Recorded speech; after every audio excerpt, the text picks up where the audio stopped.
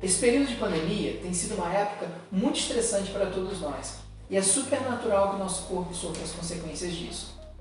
Em uma matéria publicada recentemente pelo jornal Extra, a gente consegue observar que subiu assustadoramente dentro dos consultórios odontológicos o índice de pacientes portadores de bruxismo.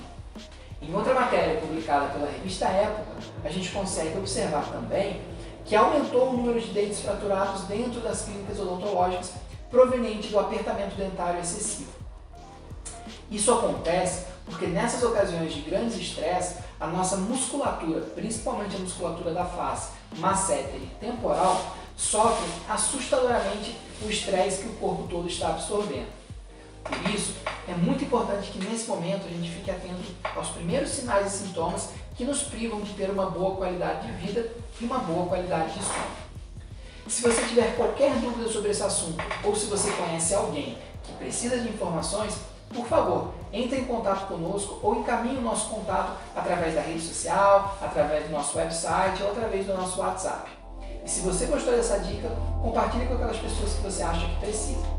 Nós estamos à disposição no que for necessário para contribuir com a sua qualidade de vida. Um forte abraço e que Deus te abençoe.